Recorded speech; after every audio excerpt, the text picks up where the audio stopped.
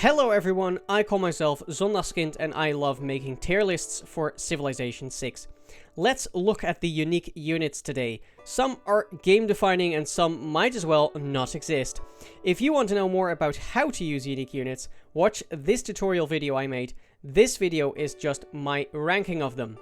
A special shout out goes to Comrade Kane, who contributed this lovely tech and civic tree graphic with all the unique units on it color coded for common convenience. Red for melee, beige for range, brown for anti-cavalry, light and dark purple for light and heavy cavalry, orange for siege, different shades of blue for the naval, melee, ranged and raiders, green for recon, and black for the lone, air and civilian unit. I also sparred with him about the rankings to test my arguments, but these ratings are fully mine. I play my games on deity difficulty single player, so do not listen to me if you mainly play modded multiplayer. Also, contrary to what you might be used to, I am divorcing the unit from the rest of their civs kits, which is going to benefit some units at the expense of others. To illustrate why, look at Potato McWhiskey's unique unit tier list. It's an excellent video, but his choice of looking at the entire kit does have some interesting consequences.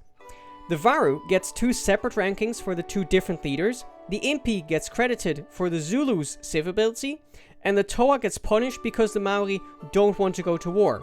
Don't get me wrong, his video is still amazing and arguably gives you a better indication of which unit pushes are going to feel better than others, but I have three reasons for this civ unit divorce. The first is purely practical. Since Potato published his tier list, multiple civs have gotten alternative leaders, and several unique units handle very differently with different leaders, like the Dromon and the Samurai. Do you grade these separately, like Potato did with the Varu, or combine their rankings? The second reason is one of intent. Grading unique units with their civs comes very close at some points to making a tier list of civs for domination, but there are some excellent domination civs with terrible units, and units that go underappreciated because they're stuck with a non-specialist. Lastly, and to prove that this is not just a meaningless abstraction, the Barbarian Clans mode made it possible to buy unique units as a different civ. And obviously, the unit's home civ ability will be very different then. If you're in a game with that mode, this tier list will tell you a lot about which units are worth hiring and which aren't. Let's set some general criteria so I can use the time spent discussing individual units on what makes them unique. In terms of timing, the earlier a unit unlocks, the better, and that's not something I thought I'd say coming into this. As I explained in my tutorial video, ancient era units can't be boosted by great generals or admirals, and in terms of momentum, the medieval units can swing a domination game much faster. Add to that you can promote city-state levies into your unique unit if you time it well, and I thought my ratings would end up looking much more like a bell curve. But in that video I also talked about post-uniques, and the experience you can get on them means that sometimes your generic unit can feel even better than a unique unit of the same era. Look at the Dromon as the best example. That shook up the rankings in my head, and more than once you'll hear me say that a unit is good because it can carry a lot of experience into its post-unique form. In terms of unit types, melee have the upper hand because they are your go-to unit to take cities with, and it's the class you start your game with, and you tend to pick them up when levying as well. They have an edge over anti-cavalry because with more different iterations between different eras, there's not really any time where melee units are dead weight or your frontline collapses. Ranged and heavy cavalry units I also like to get in every game just for the Eurekas, so the uniques of these types tend to do well too. I've started to appreciate light cavalry more and more as I've embraced the depredation lifestyle, and I'd currently describe light cavalry as the best unit types you could do without. Naval units are of course very hard to compare to land units. They do score lower overall because there are more maps where land units are useful than there are where naval units are useful, but I've tried to give naval units a fair appraisal. Recon units don't do great on this list because, to put it bluntly, keeping scouts alive is less important than having good frontline units. Last but not least, I may sometimes have been a little harsher on a unique unit if it wasn't super great, and there is another of the same type that is amazing, mostly to make that difference clear. I think to some extent it only makes sense to compare units against the same type. But sometimes you might think that I'm a little too harsh on a unit that as a type is good, but there's another one that's way better. With those parameters out of the way, let's look at the slides for this tier list. So you have the unit icon and the icon of the civ and or leaders that use the civ. Then in the bottom left, I have included an info whether I have done a domination win with this unit, just to clear up whether I am or am not biased for or against units I have done domination games with.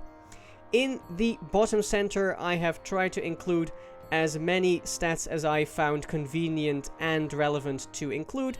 And in the bottom right, you see the unit that the unique unit replaces, if that is relevant, the resource it may require, whether it unlocks in the tech or the civic tree, and the actual tech or civic it unlocks from. So, using Kane's graphic as a guideline, we'll start with the 5 units that are available as the game starts: the Eagle Warrior, the Gaesatae, the Sabum Kibittum, the War Cart, and the Okihtcitaw. We're starting off amazingly strong with the Aztec Eagle Warrior. It does cost more to produce, 65 production rather than 40, but in return you get a unit with 28 combat strength rather than 20, and it has the ability to capture other military units as builders. That is part of the unit kit, not the civ kit. Because if you've played Barbarian clans, you will have seen an Eagle Warrior from the Barbarians with builders around that is from units, and if you pick up an Eagle Warrior, you can have that ability as well. It shoots straight into S tier, no questions asked. I have had games carried with other civilizations where I bought one Eagle Warrior, and that one Eagle Warrior just changed the game for me. This is an amazing unit, and if there was an S+ tier, it would go in there. By contrast, while the Gaesatae from Gaul is an S tier, it was dangerously close to falling out, because it is more expensive, 60 production versus 40, for a unit which starts out with the exact same stats, but then it does get 10 combat strength X when fighting units with a higher combat base strength. And that is amazing against barbarians because the spearman has more base strength. So you have 30 combat strength against the barbarian spearman, which is amazing. That is just what I want a warrior to do. Pick up the first promotion by heading against barbarians and picking them off quickly. The reason I even considered A tier is that the Gaesatae does not upgrade into a swordsman. It only upgrades into a man-at-arms. Now, as Gaul, that doesn't matter because those techs are literally 5 turns apart. You put down the oppidum, you're done. But for any other civ, it could be a handicap. On the other hand, then I considered, then you could, if you wanted, just skip ironworking, go straight for apprenticeship. I ended up thinking that it wouldn't be too much of a handicap. And so the Gaesatae still goes in S tier, but I wouldn't fault you for putting it in A tier if you're really strict about divorcing the unit from its civ. And this might be controversial, but I'm putting the Babylonian Sabum Kibittum in E tier. It doesn't replace the warrior, you have to build it separately.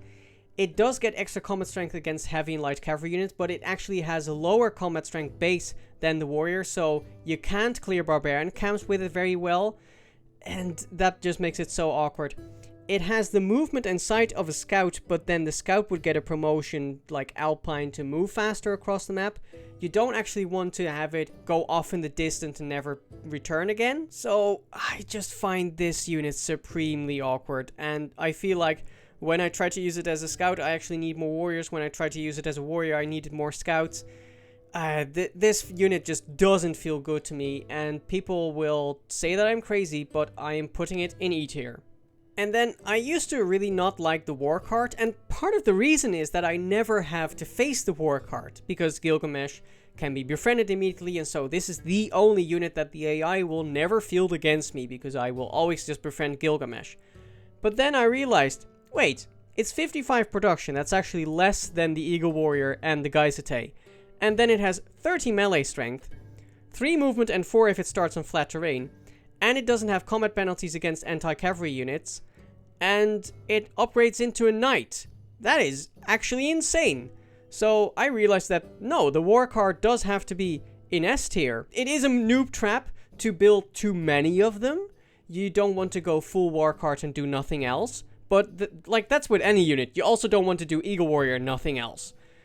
This is a really good unit, especially in fighting barbarians, which, again, I'm not taking that into account for the rating, but that is exactly what Gilgamesh wants to be doing. This is an amazing unit, S tier. And then, I actually really like the Okihtcitaw, so it pains me to do this, but it is going in D tier. It's as good as a scout replacement could possibly be, with 20 melee strength rather than 10, and a free promotion, even though it does cost a little bit more to make. That is actually, this is the only unit where I do really dislike that, because the point of scouts is partly to time that out with getting to your first settler, and so it is realistic, more so than maybe with the Eagle Warrior or the Gaesatae, that I'm going to get one unit less because of the extra cost. Having said that, like I said, it's as good as a scout replacement could possibly be. It's only in D tier just because it is a recon unit, and it's the opportunity cost of instead not having a unique melee or ranged unit. Then we're going to sailing, where the two galley replacements sit. Of those two, I would say that the Viking Longship has the edge. It belongs to Harald Konge of Norway, and it gets a B tier. That B tier rating has one reason only. The Viking Longship ignores enemy zone of control. And the game doesn't even tell you this, but it's true. And it's great because if you're sailing past the city that you're at war with, you can actually just sail past it and not have to stop like 2 or 3 times to get past the zone of control. It means you can get out of hairy situations much better. You have 4 movement while in coastal waters. That basically means as long as you don't have, well, cartography in theory, but with Norway, it will be shipbuilding. You'll just have 4 movement always, and so it just has the edge over the Bireme, which we'll get to, because basically compared to the Bireme, it has the ignoring of enemy zone of control instead of the protection of trade routes. And for that reason, the Bireme of Phoenicia sits a bit lower in C tier. It has 4 movement base, but in coastal waters that is exactly the same as the Viking Longship would have. I guess that means that if you get to cartography, then the Bireme, in theory, would have an extra movement in the ocean compared to the Viking Longship, but then you can already get Caravel, so why would you even do that? So then you have the protection of embarked trader units, and that is mostly a thematic bonus at this point. You will only have 1 trader unit, and there is a good chance that it isn't even naval yet. So all in all, nice to get the exploration going on a naval map, but all in all, just C tier. Dipping down into archery, we get the 2 archer replacements, and these are the 2 units where if the AI declares war on you with these units on your side and you still lose that war and lose the game, then honestly that game was unsalvageable. These are the units that save your game the most often. And starting with the Mayan Hul'che, I give it an A tier. It gets in practice 8 combat strength extra compared to the archer when fighting a wounded unit, and specifically for the Maya within 6 tiles of the capital, it's 13 plus, and that is just amazing. It's amazing to have extra range strength against wounded opponents, because that is what you want to be doing anyway with a ranged unit. You want to shred through units, and the Hul'che does that basically like no other. Well, maybe like one other, namely the Pítati archer, which just has 30 ranged strength base and 3 movement as well, so you can go up on a hill and shoot.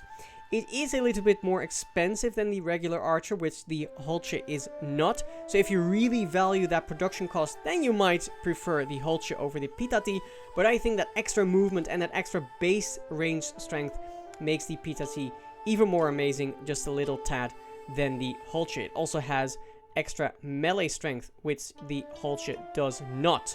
So I put the Pítati archer into S tier, and it might well be the best ranged unit of the game.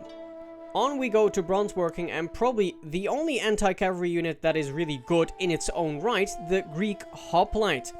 It has a little bit of extra melee strength just base, and then it gets the 10 combat strength if adjacent to another Hoplite unit. And that gives you bonkers bonuses. It means you have 38 melee strength units when the swordsman that unlocks later only has 35.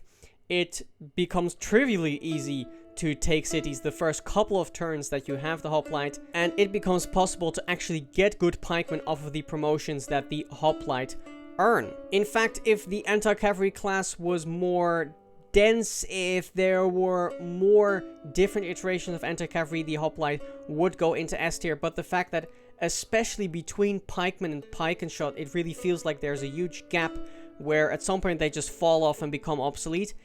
It's just impossible to do an entire domination game on a large map with just anti-cavalry, I think. So it sits in A tier, but if we were just looking at the unit in its own right, in its own time, it might have gone into S tier. And just below bronze working sits the wheel, where the Maryannu horse archer unlocks, a super unique ranged cavalry unit, which has 2 movement but 4 when starting in open terrain, which usually Egypt, by the way, will have some of, but again, I'm trying not to take that into account. It has a pretty big range strength with 35, whereas the archer unboosted has 25. And with the extra movement, of course, it becomes very easy to move into position and then shoot someone. This is a nightmare to go up against. It is also relatively expensive, so actually I found this unit somewhat less useful maybe than the B tier reflects when playing them. But playing against them is sometimes also a reason that I appreciate or underappreciate a unit, and definitely the Maryannu is a nightmare to go up against. And definitely potentially very powerful if you can cough up the costs to actually make them. And then as you leave the ancient era, if you're Gran Colombia, you will unlock the Comandante General, which officially just belongs to Simón Bolívar, but that is trivia because it's 1 Civ 1 leader. It gives you 5 combat strength and military land units within 2 tiles, and each Comandante has a unique retire ability. I'm not ranking it. Not only does it boost other units, so it's hard to like rate it in its own right because it's as good as the units it's boosting, but also because each retire ability is different. You can't really say that the Comandante General is so or so good. So it's the only unit that doesn't go onto the tier list, and on we go with the classical era units. At horseback riding sit 2 units that I really don't like because they don't do something that I think their unit class should do. Let's start with the Saka horse archer. Probably to nobody's surprise, it gets F tier. Especially if you divorce it from the Civ, which means that you don't get the double unit for producing 1. It does have a nice movement bonus. It's nice that you can move and shoot, and if you do get a general, it does get affected, whereas an archer wouldn't, so you could move, pillage, and then still shoot. That is cool. I actually like trying to make the Saka work, but last time I did try to make the Sakas work, they also all died before I got to crossbows, and that is because of the 1 range. Even archers at this point have 2 range, so that you can potentially stand on a tile, shoot, and not get retaliated on by the unit you attacked. And the Sakas just can't do that. They have to go next to a city to attack it so that they're vulnerable from melee attacks. Ranged units at this point should just have 2 range, and I'd be happy to lose, for example, 1 movement or part of the melee strength if that meant I had the extra range on the Saka horse archer. As it is just barely usable. Honestly, just get it for the era score or try and make a Saka rush work for the fun of it, but it is F tier. That F tier probably didn't ruffle any feathers, but the F tier for the Indian Varu might do that. It is very strong at 40 melee strength, and the adjacent enemy units receiving -5 combat strength is very nice, but the big problem is, first, that it has 2 movement, which, as a heavy cavalry unit, I just wanted to have at least 3.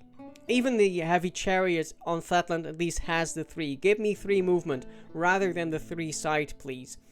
And the other thing is that it doesn't upgrade into knights, which, to be fair, would give it a very small operating window, but it upgrades into cuirassiers, which is so far down the line that there is a huge gap where the Varu just aren't useful. You're either sending them to their deaths on the front line, or you're keeping them behind being useless until you get to cuirassiers.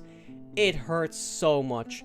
And some people love the Varu, but I just can't get into them. For me, they are F tier. But it's not all terrible. Horseback riding also gives us the Hetairoi, which is the unique horseman replacement of Alexandros. And it is a heavy cavalry unit, and that is actually the reason it does not go into S tier, because It means that you cannot get light cavalry as Macedon until you get to coursers at castles, which makes it a lot harder to get to depredation promotion on your light cavalry, which actually is going to delay your game, at least if it's on a somewhat larger map. If it's on a small map, then probably the Hetairoi are going to do a lot for you anyway. But being a heavy cavalry that replaces a light cavalry is actually a pretty big penalty. Takes it down a tier, in my opinion. Otherwise, the bonuses are fantastic. Additional combat strength when attacking a unit adjacent to a Great General, and it gets Great General points from killing an enemy unit. So it basically is its own synergy, and it starts with a free promotion, which is fantastic. Man, if it were only light cavalry, I would be even more enthusiastic and easily put it into S tier, but as it is still an amazingly strong unit and goes into A tier, even not taking into account that it sits as part of an amazing domination civ. Because let's go straight into ironworking and the unit that the Hetairoi is usually cooperating with, the Macedonian unit, the Hypaspist. It replaces the swordsman, gets a bit of extra melee strength in base, and extra combat strength again when besieging districts, as well as additional support bonuses. It's as good as it is because it's a swordsman replacement, but in terms of the actual bonuses, I think this is kind of lackluster, especially compared to the other swordsman replacement. And so, to be completely fair, probably if it was the only swordsman replacement, it wouldn't get a D tier. But because there are others, and the others are way better in my opinion, I think just to make the difference clear, I am going to put it in D tier. Fight me if you think I'm wrong.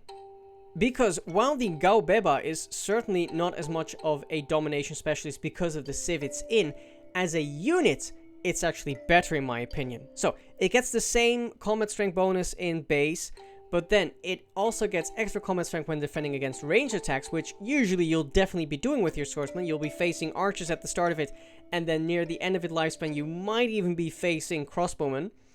And so these Gaubebas are much better at withstanding those and withstanding wall attacks if they're there.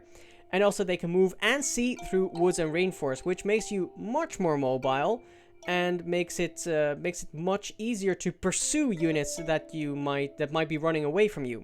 So for that reason, I actually really like this unit, and I think it is B tier worthy. But there's always a bigger fish, and that bigger fish in this case is the Roman Legion. It has 40 melee strength, compare that to the 35 of the base swordsman and the 38 of the unique units we just saw. And what makes it amazing as well is that it has a bill charge, which it could use for a Roman fort, but you're never doing that. And so you can use it to either repair tiles in cities you just took over, or you can use it to chop out more of itself. So that just makes it such an amazing unit. It just self-generates an angry army of legions, and for that reason, it cannot go anywhere but S tier. Sadly, I cannot sing such high praises of the Mauritoa. And why is that? Because on the face of it, there's actually a lot that is similar. They have 38 melee strength, and actually, if you look at the -5 combat strength that adjacent enemy units will receive, it's in net more than the Legion. It also has a build charge, which you can use to build a PA or to clear a feature like the Roman Legion. So why does it get E tier? Well, it's all due to the tech path. It unlocks not at ironworking, but at construction. And just to hammer home how bad that is, you can make ironworking the third tech you research. Construction cannot be less than your 6th tech you're researching. And by that point, you're already going through horseback riding. You're already very close to apprenticeship, so it's actively closing down the window where your unit is even there. So yeah, just the fact that it unlocks later than the other swordsman replacement is the only reason, because it doesn't even use natural resources or strategic resources. So in all respects, it should be better than the Legion, but then they just had to place it at a stupid tech-like construction, and it falls straight down into E tier. So unlocking at ironworking is better, and thankfully the Immortal does that, and it is probably the most unique unit in the entire game because it has a melee and ranged attack. It can shoot with 25 ranged strength, or it can attack with 35, which is just the same as the swordsman. For that reason, that it actually doesn't have any buffs in melee strength, it doesn't go into S tier. But the fact that it can either shoot without being retaliated or go for the attack on a city does mean that it's very useful in a lot of games, especially on the defense, and that it does very much deserve that A tier rating. Meanwhile, let's not forget to go back up to shipbuilding and to what I would consider the most underrated unit in all of Civ, which is the Byzantine Dromon.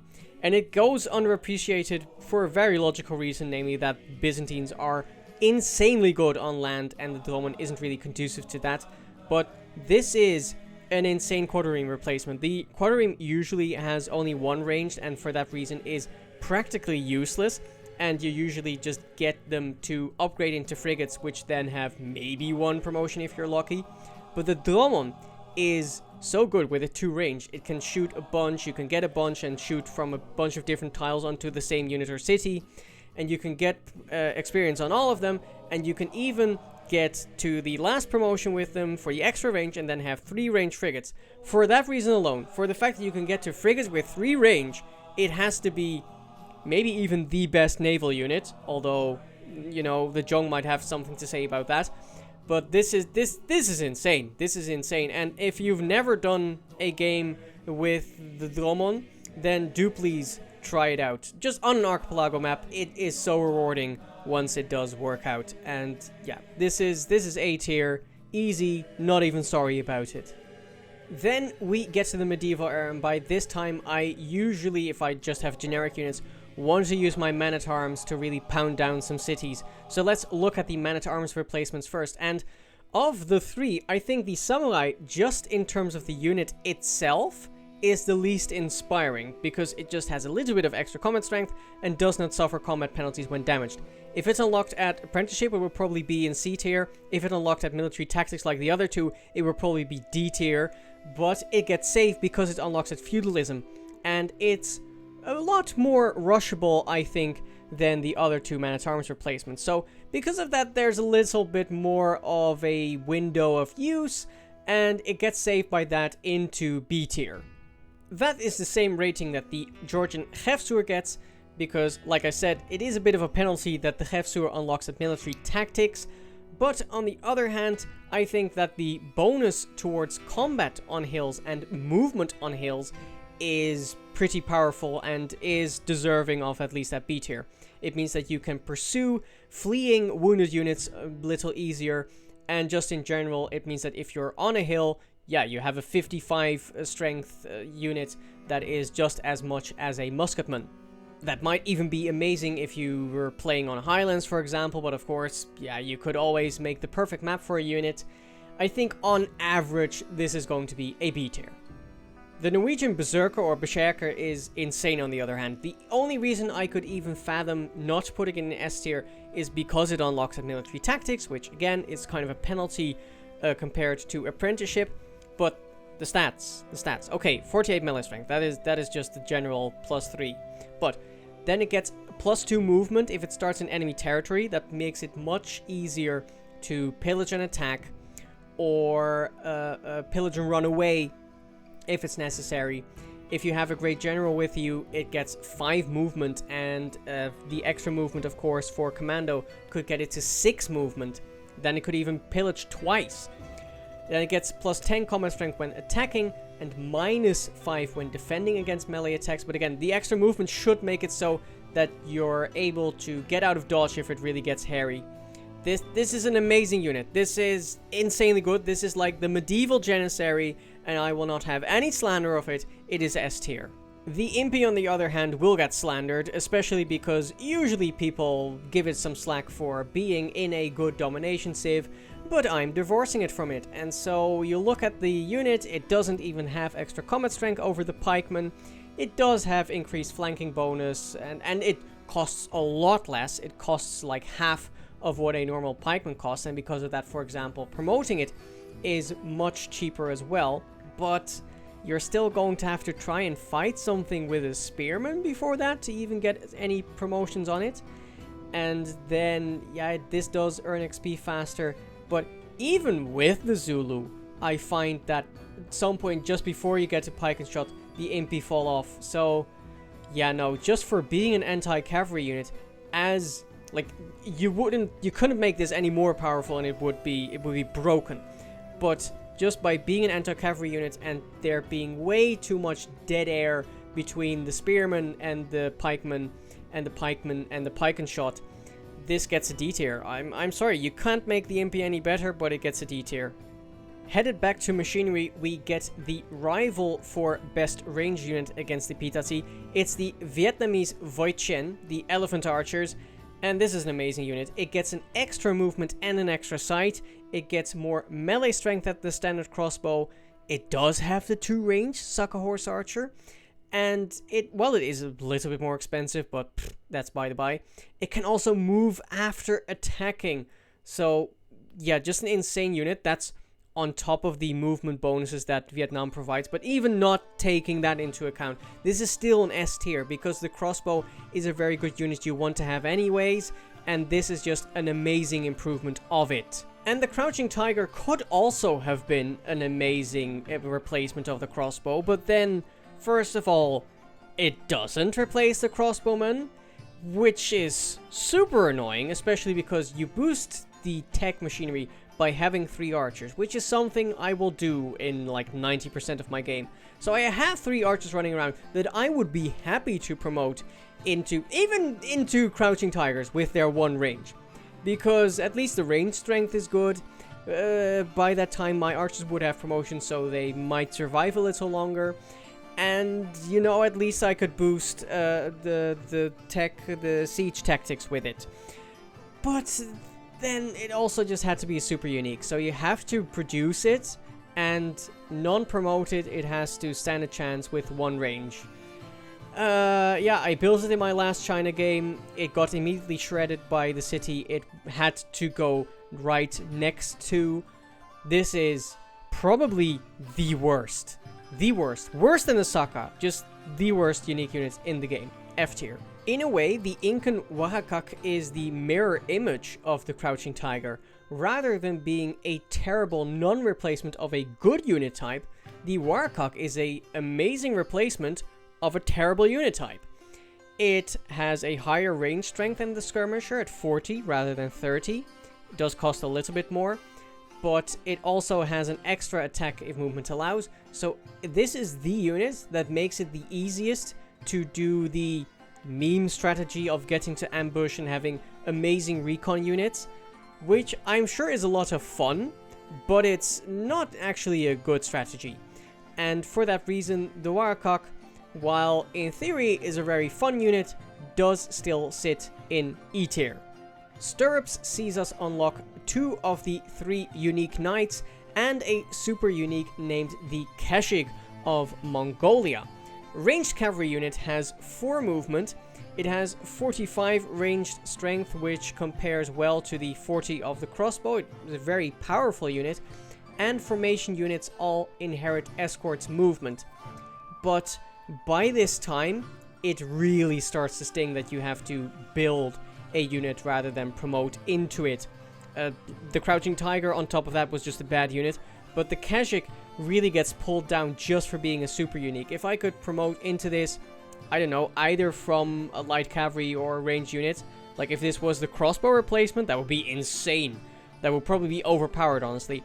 But just the fact that I have to first unlock it and then build it, there's a nice niche strategy with moving your builders and settlers with this unit, but I don't think that will be worth the production for it. So I think it still goes into E tier, as fun as the strategies you can do with it are. Then let's look at those knight replacements, starting with the Arabian Mamluk. The stats are mostly the same as the regular knight, but also it heals at the end of every turn, even after moving or attacking. That makes it a lot harder to kill, and you basically have to try and get the Mamluk out in 1 turn if you're up against it.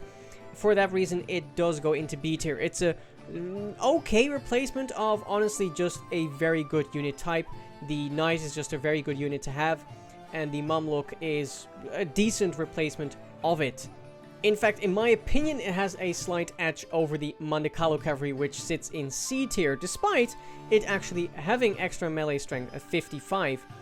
And traders are immune to being plundered near it, which I honestly find relevant more often when I'm fighting against Mali and I'm trying to plunder a trader out and I can't, rather than really using it myself. And the gold from combat victories can sometimes be nice, although I find usually by this time the AI doesn't field huge armies against me anymore. But yeah, this is a good unit. I can also see putting the Mandakalu cavalry just before the Mamluk, but my gut tells me that it's the Mamluk in B and the Mandakalu in C. And in C, I have the Tahma as well, and now some jaws might be dropping until you remember that I said that we're divorcing the unit from the Civ's kit, and so we're not taking into account Basil's ability to melt through walls with his heavy cavalry. It just is a knight as you would have any other knight, and the only bonus it really has then is one that it unlocks at Monarchy, which is really nice because you can definitely unlock it, I'd say like 20 turns before your other knight replacements. And it gives extra combat strength to adjacent tiles, which is usually just other copies of itself. Yeah, it's okay, but without Basil, it's not melting through walls. And I think, again, it's a close shave between the Mamluk, the Mandakalu, and the Tahma. If you're just looking at the unit itself, of course, with the Civ, the Tahma takes it by a long shot. But I think just looking at the unit itself, I think the Mamluk is a little bit better, and probably then the Mandakalu and then the Tahma. Even though having the Tahma so early because it sits at Divine Right is nice, but I think it's C tier. Then at military engineering we find the only unique siege unit, the Domre, which replaces the Trebuchet. Its combat strength and bombard strength are 5 higher than the regular Trebuchet, and it can move and shoot in the same turn. So this is about as good as I think you can make a Trebuchet replacement before it becomes overpowered. Having said that, the Trebuchet is definitely a nice unit. It's definitely one that I will get if I'm fighting against an AI with walled cities, which usually they are. But I think it sits in C tier because it's as good as a siege unit replacement will get, but then I'm still using a siege replacement and not getting a unique melee unit, which I really like. So I think C tier is about as good as a siege unit would ever get, so I guess that the Domre can take that medal as the only siege unit anyway. But yeah, it sits in C for me, and B would just be a little bit too high for me. Then at castles we get the 2 Corsair replacement, the first of which is Machash's Black Army, or Fekete as the character calls it. And this one again is really stung by me divorcing the Civ from their unit, because normally you could take into account that the extra combat strength for levied units synergizes super well with Machash's ability, and that the Corsair, the Black Army, upgrades into the cavalry replacement, the Hungarian Hussar. But if you don't take that into account, you just have a Corsair which is slightly better than the general one. And yes, you would probably still do some levying if you have this unit anyway, but that does really drop it down. Like I said, I consider light cavalry anyway to be the best unit type you don't really need to win. They're great for winning faster, but you can do with just melee, range, and heavy cavalry instead. For that reason, maybe if I embrace the depredation lifestyle even more, it will rise a bit more. And it would definitely be a lot higher if you take into account the entire Civ, but right now for me it sits at D tier. I am a lot nicer to the Oromo cavalry that Ethiopia fields, as it sits in A tier. It has no movement penalty on hills, which for a unit that already wants to raid and is already mobile is just immense. You only have to worry about like vegetation a bit. Even that with 5 movement is kind of okay. And this unit is just insanely good at pursuing wounded units. It's amazingly good at raiding, and for that reason, yeah, this is going to go into A tier. And if I was really a light cavalry fanatic, it would probably even go into S tier, because this might be the best light cavalry unit in the game. Next up, we have two early unlocks in the naval units, starting off with the Jong, which replaces the frigate, but it does not unlock at square rigging, it unlocks at mercenaries.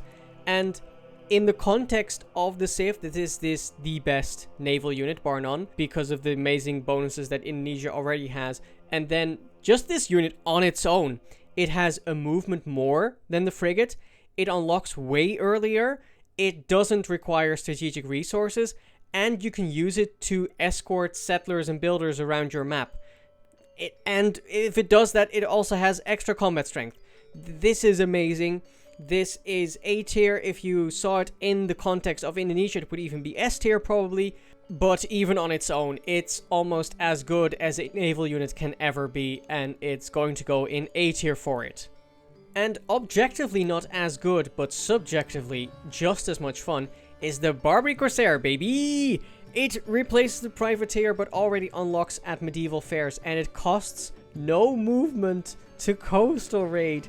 If the AI has kept up with its district and has actually built all the buildings, I've had this game, it's on YouTube as well, where I put a Barbary Corsair next to a city, I completely pillage down 3 districts next to it, and I still get to sail away, which is just... It's nuts. It's nuts.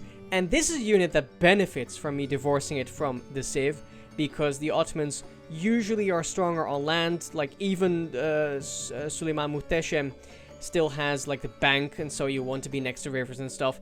So, see, the Ottomans kind of, in some ways, neglect and have their Barbary Corsair a little underappreciated. But on its own, this is just an immensely fun unit, if not necessarily the best one. So it sits in B tier, really fun privateer replacement that you unlock so much earlier. It's great. And we'll stick with the theme of naval units for a bit, as we first go to cartography and the Portuguese Nau. Replaces the Caravel, unlocks as cartography. Like the Caravel, have to get used again to things unlocking at the same place. And the most important thing about the Nau, of course, is the Feitoria, which is it's really hard to rate this one because the Feitoria is so integrated into the Civ kit of Portugal and the extra boost to trade route they get. So I've had to like mind map how the bonus would be if you were to play with a normal Civ, but still with the bonuses of the Feitoria. And I think it's going to come down to a B tier. Also the fact that it does have an extra promotion, which is nice. And yeah, I think even on a normal save, those trade bonuses will be good enough that it sits in B tier, mostly for the economical benefits. But it's very hard for this one, because this is one of those saves where the entire civ was designed with unit and leader and civ ability all connected together. But I'm going for B tier. And now the unit you've all been waiting for, De Zeven Provinciën. I know a lot of people have problem pronouncing this one. Literally, the name just means the 7 provinces, so feel free to just anglicize it. The 7 provinces. It replaces the frigate, and unlike the Jong, it does unlock at square rigging with the frigate. And just for that reason alone, of course, it's going to sit way lower than the Jong. It does have a nice bonus of having extra range strength against defensible district, which is just what the Doctor ordered. When it comes to frigates, you want to be attacking cities, so that is just what you want with this unit. Again, this one benefits from me divorcing it from the Civ, because the Netherlands don't really naturally have this frigate push mindset going on. But this is generally a pretty decent frigate replacement. It's not going to sit as high as the Jong, but I think a C tier is fairly reasonable for this. And let's stick with the naval units and look at the English Sea Dog, which replaces the Privateer. And oh boy, this barely does anything other than the Privateer already does. It does have a little bit of extra range strength, and it can capture enemy ships, which apparently only works on the major civilizations, and it doesn't work every time. So, woof. This just isn't a good unit. Like, it barely improves the Privateer, which already is a unit you can definitely do without in most games. This is going to get an E tier, and some people might even find that generous.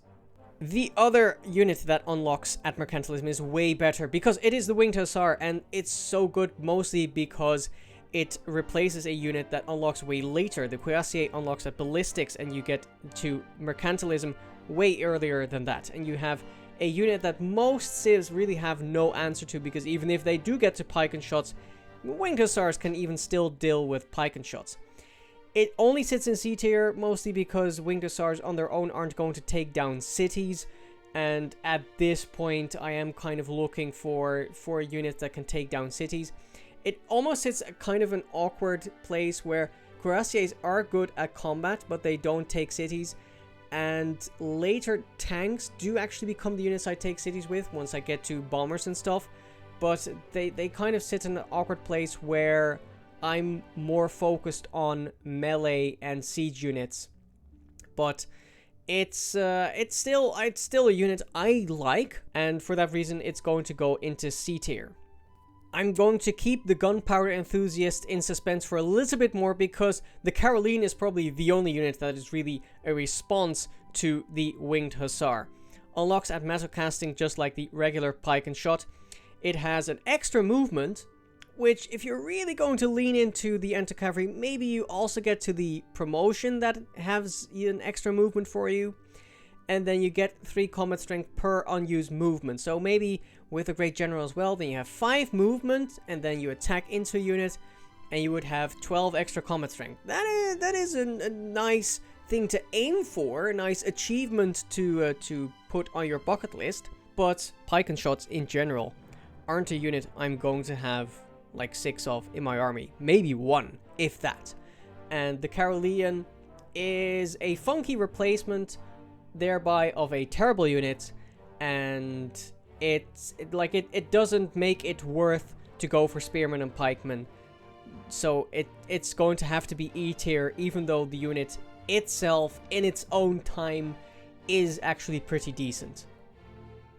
Then, before we get to the Janissaries, because I know that some people are just waiting for it, let's first look at the Conquistador. Just off of being a Muskman replacement, it's going to score well, and then also it gets 10 combat strength extra when there is a religious unit within 1 hex, which, even if you don't take into account that Spain does relatively well with a religion, it's not like other civs will have a much harder time getting a religion than Spain does, so it should be easy to engineer even if the Conquistador sat with another civ. And then if the unit captures a city or is adjacent to it when it is captured, the city will be converted to your majority religion. So in a way it's kind of paradoxical that you don't need the religion unit if you do have it, but well, it's nice to immediately convert your city or convert an enemy city once you capture it, because that has loyalty implications. And for all those reasons, this is a pretty potent unit, and I'm going to put it into A tier. But then, of course, the Janissary. It's trash. Oh man, and every time I have to produce it, and I lose population in all my cities, and it just feels terrible. And no, I'm of course kidding. It's S tier easily. Of course, you never train Janissaries in your own cities. Like, maybe you get 1 or 2 out of cities you've already conquered, but otherwise you're just promoting them from your man-at-arms, of course. Janissaries are good enough that you can literally be behind for the entire game, get to Janissaries and turn it around. I've seen the game mechanic do it, I've seen other people do it. It's so good. Starts with a free promotion, and that's not just if you train it, it's also when you promote it from a different unit into a Janissary. You also get that free promotion. It's going to be so easy to get to the Elite Guard promotion where you have an extra attack. It just has good melee strength on its own. It's almost just as good as a line infantry already. So how could this be anything else than S tier? It's probably the best unit in the game, bar none. Everyone go home. This is the S+++ tier. The second place is the Aztec Eagle Warrior, probably, but this takes the cake. This is the best one, finished. Then there's also another super unique that unlocks at Gunpowder. It's the Malon Raider. It's a light cavalry unit that doesn't replace anything, that has extra combat strength if it's within 4 hexes of your own territory or friendly territory, and pillaging costs 1 movement. So it does have the depredation promotion built in, but then it kind of needs to have that because you cannot promote your courser into it. which really stinks. And like I said with the Keshik, at this point, I'm really penalizing super uniques because I don't want to have to produce my army. I want to be able to upgrade other units into them. This is as good as a Renaissance era super unique is going to get, because it is just really nice to have light cavalry that can pillage with one movement. But basically, a super unique in the Renaissance era is just never going to get anything above D tier, so a D tier is what it will get. The last of the 4 units at gunpowder is the Korean Hul'che, which replaces the field cannon and unlocks a little earlier, namely at gunpowder, an era earlier, I should say. And it does have the penalty for not being able to move and attack in the same turn. So if you don't have a general and don't have logistics, that might sting. But you can work around it with either a general or logistics or something else, so that you get more movement base, because then you can always move and attack in the same turn. And it does, walking into a Hul'che is a world of pain, I can tell you that. People sometimes even do Hul'che rushes. I do find that at this point, like a field cannon, it's starting to drop off a bit. By this point, I'm more interested in getting bombards and getting musketmen, and my range units are sort of just not as important anymore. So I could also see C tier for this unit, but I think that would already be pushing it. And just comparing it to other units which I've also ranked C or D tier, I think D tier is what it's going to be. So after that circuitous route through the Renaissance era, let's head to the tech where the normal field cannon unlocks ballistics, and that's also where the cuirassier replacement, the Rough Rider, unlocks. Unique to Rough Rider Teddy Roosevelt, it has a couple of bonuses which do kind of add up. It has slightly higher melee strength. What isn't even on this slide is that it has a lower maintenance cost. It doesn't need strategic resources. And then also, if you are still on your own capital's continent, you're getting culture from kills. I find that slightly niche because probably by this point you're fighting battles on other continents. And for that reason, I can't really give this above D tier. Like, if it always gave culture from kills, I might put it into C tier. Although, honestly, if the Winged Hussar doesn't go into C tier, then I think this is just never going to go above D tier as a cuirassier replacement. So, yeah, D tier you'll have to do with. Then, military science is a big one because we have 2 line infantry replacements there and 3 cavalry replacements. And let's start with the first line infantry replacement, the French Garde Impériale, or Imperial Guard. And it has extra combat strength when fighting on your capital's continent. Like with the Rough Rider, I'm going to kind of look past that because you're probably fighting on other continents at this point. I do like the Great General points from killing units. Makes it a lot easier to pick up those last great generals, which might be interesting. Like, for example, Napoleon Bonaparte, quite fittingly. And line infantry is a unit I do use in domination games. By this point, I'm sort of accelerating my game, not really deciding my game anymore. So it's not going to get like an A tier or an S tier, but I think that a C tier is fine for this unit. And then Imperial Victoria's Redcoat is almost like the devs listen to me just saying that I'm assuming that you're on other continents fighting by this point, and it gives combat strength when fighting on a continent other than that of your capitals. It also has no disembark cost, which is nice because you might be landing on other continents at some point, and that is sometimes a little awkward with your army. So yeah, this is like as good as a line infantry replacement is going to get. Like I said, line infantry is already game accelerator, not a decider, so it's never going to get S tier or A tier, but a B tier is perfectly decent for such a late unit. The Cossack is also a perfectly decent unit that replaces the cavalry, and it gets extra combat strength when fighting in or adjacent to your own territory. Now, usually I would want my cavalry to go out and pillage, but it is nice that if you do have to fight a defensive war, then the Cossack will be very powerful against your opponent. It can also move after attacking, which is kind of goofy. I've never really used that part of the ability, but I definitely think that if you're going for cavalry anyway, then the Cossack will feel really good as a replacement of it. I think that C tier is a good reflection of that. I think for how late it is, if it was worse, then it would be D, E, F tier. I think C tier is a good industrial era unit. The Hussar, by contrast, is just going to suffer a bit. I'm not even sure if the Hussar should be glad or not that I'm divorcing the Civ from the unit. On one hand, yes, the Hussar would benefit from taking into account that it gets upgraded into from a black army. On the other hand, especially as Hungary, how are you ever going to have active alliances at this point? I think the Hussar is kind of meant to be used in a military emergency where you're fighting with your allies against an aggressive enemy, but as Hungary, you're supposed to be the aggressive enemy, and even not taking into account that it's Hungary, like especially in domination games, this is going to be useless as a bonus. I'm just not even sure what the devs were going for with this one, and it's going to get an E tier. And the D tier for the Llanero might be a little controversial, but again, separated from the Civ, so it doesn't have the extra movement from just being a Grand Colombian unit. And my light cavalry is supposed to go out and pillage. It's not supposed to move in blocks. So the 2 combat strength for every adjacent Llanero is something that if I do play with the Llaneros, I will use, but I'm kind of moving suboptimally to do that, and doesn't feel great.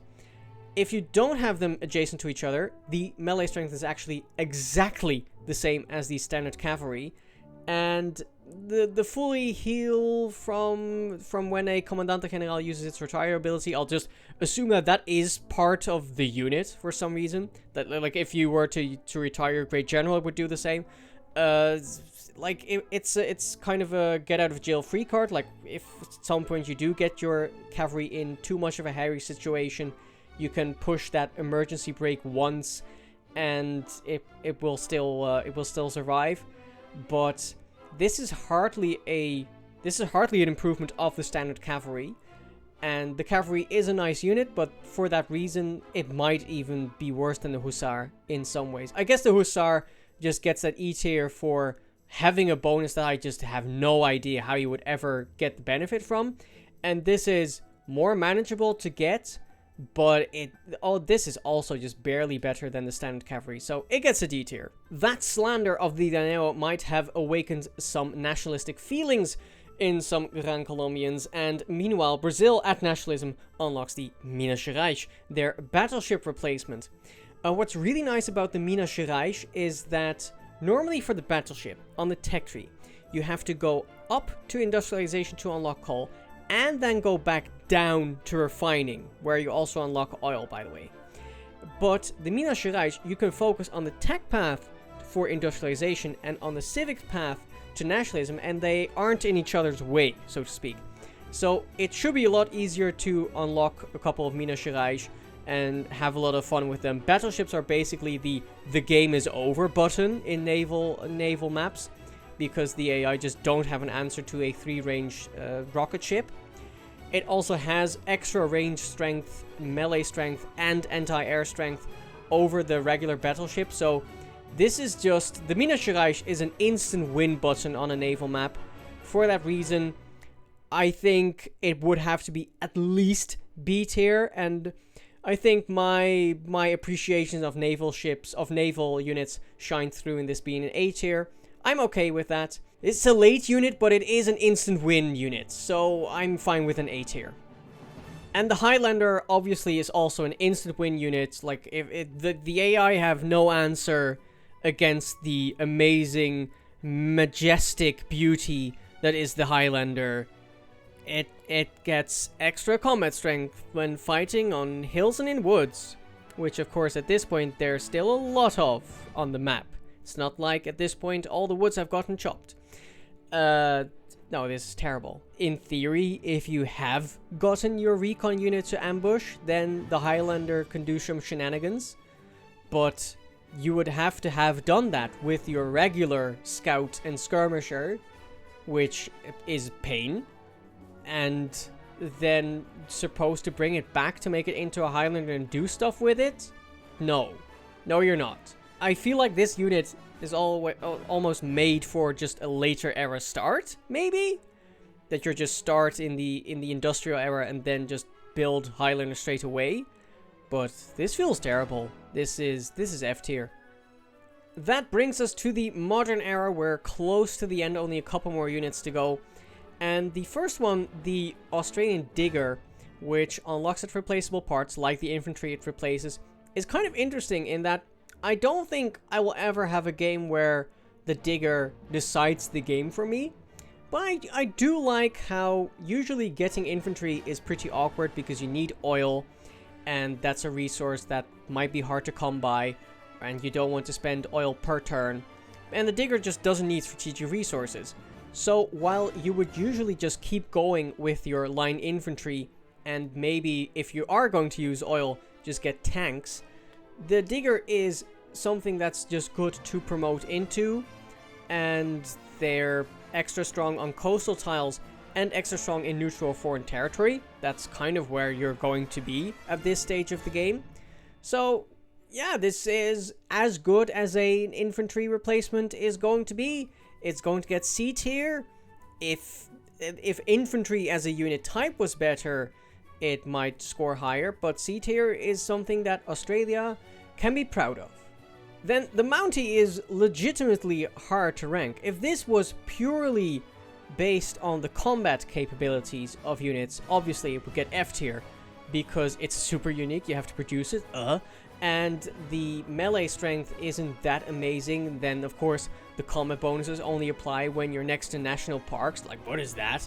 But the Mountie is not a regular combat unit replacement. It basically functions as a naturalist replacement, and it keeps your national parks at a fixed cost. Then you can even do shenanigans with Gaesatae and make your Mountie super cheap, but even without that, just the fact that you can produce your national parks, you can gold buy your national parks, and save your faith then for rock bands later on, means that basically Mounties are a win condition unto themselves, and they're half the reason that Canada was considered viable before the buffs they got, and is now considered a very good civ.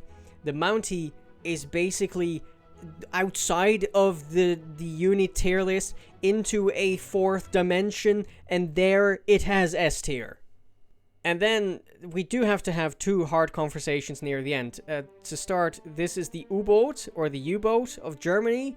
It replaces the submarine, and I can say some nice things about it. It has an extra sight. It has extra combat strength when fighting on ocean tiles, and it does not require strategic resources like the submarine does, which requires oil. So if you were going to use a submarine anyway, then you will feel slightly better with the U-boat. But have you ever had a game where you were thinking, oh boy, I sure wish I had a submarine replacement about now? No, you haven't. And if you did, then you're lying.